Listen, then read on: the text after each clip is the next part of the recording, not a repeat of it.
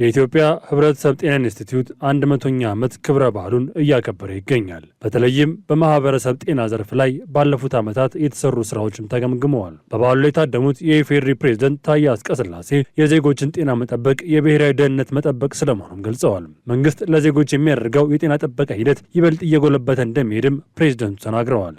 የሀገር ሉዓላዊነትና ብሔራዊ ደህንነት መገለጫው ፈርጀ ብዙ ነው። ከነዚህ ውስጥ በግንባር ቀደምትነት ከምንጠቅሰው አንዱ የኢትዮጵያ እና የሕዝቦቿ ጥንካሬና የወደፊት እርምጃዋ በዜጎቿ ጤና መጠበቅ ላይ የተመሰረተ መሆኑን ነው። ከዚህ አንጻር የኢትዮጵያ የሕክምና ምርምር አገልግሎት ሰጪ ተቋማት ከፍ ያለ አስተዋጽኦ ያደረጉ ሲሆን ከነዚህ መካከል የኢትዮጵያ የህብረተሰብ ጤና ኢንስቲትዩት አንደኛው ነው። በቀጣዮቹ ዓመታት ቴክኖሎጂ መሰረት ያደረገ የጤና ስርዓት መገንባት እንደሚጠበቅ የሚያብራሩት የጤና ሚኒስትር ዶክተር መቅደስ ዳባ ናቸው። ሚኒስቴሩ በተለይም በአሁኑ ጊዜ የፋይናንስ ስርዓቱን በሀገር ውስጥ አቅም ለመሸፈን እያደረገ ስላለውም ጥረት ገልጸዋል። የባለፈው 100 ዓመት ብቻ ሳይሆን ከፊት ያለው ስራችን ዋና ምሰሶ በመረጃ የተመሰረተ የጤና ፖሊሲ፣ አዲስ ስርዓት፣ አዲስ አካሄድ ደግሞ ለመስራት ከናንተ ጋር ለመተግበር ዝግጁ ነን። ዛሬ ዓለም አዲስና የተወሳሰቡ የጤና ስጋቶች እንዳሉት አይተናል። ቀድመን በሰማነው በአህጉራችን አስኪ የሆኑ ወረርሽኞች እንዳሉ ኢቦላን ጨምሮ ሌሎችም በተለያየ ጊዜ የነበሩ ወረርሽኞች እንዳሉ እናውቃለን።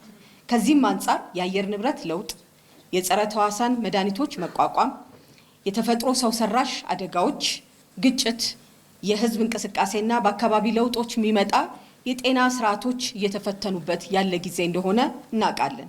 ለዚህ ስጋት ምላሽ ግን የሚኖረው የአመራር የአቅም ድጋፍ አጠናክሮ የሚቀጥል ይሆናል።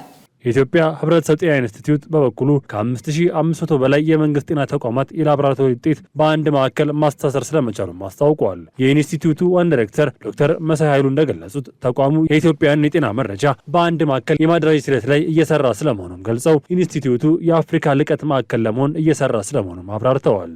ተላላፊ በሽታዎችን ለመለየት ለመከላከልና ምላሽ መስጠት የጤና ቅኝትና የላቦራቶሪ አገልግሎቶችን ለማጠናከር በተደረገው ውጤታማ ስራ ከ40 በላይ የሚሆኑ የላቁ ምርመራዎችን ማካሄድ የሚችሉ ላቦራቶሪዎች ተደራጅተውና ተገንብተው አገልግሎት እየሰጡ ይገኛሉ። በሀገሪቱም ያሉ ከ5500 በላይ በመንግስት ጤና ተቋማት ያሉ ላቦራቶሪዎችንም ማስተሳሰር ተችሏል። የላቦራቶሪ ሳይንስና ቴክኖሎጂን በማሳደግ የምርመራ አቅምን በማጠናከርና ዘመናዊ እና የላቁ የምርመራ ቴክኖሎጂዎችን እስከ ዘረመል ምርመራና ትንተና ድረስ ፈጠራንና የላቀ የላቦራቶሪ ቴክኖሎጂን በመጠቀም ስራ ላይ በማዋል አደገኛ ተዋሲያንንና የጤና ስጋቶችን የመለየትና ምላሽ መስጠት አቅም እንዲጠናከር ተደርጓል። 100ኛው ዓመት ክብረ በዓሉን እያከበረ የሚገኘው የኢትዮጵያ ህብረተሰብ ጤና ኢንስቲትዩት በተለያዩ ጊዜያት ተቋሙን ላገለገሉና ለመሩ ቀደምት የተቋሙ ሰራተኞች የምስጋናና የሽልማት ስነ ስርዓት አከናውነዋል።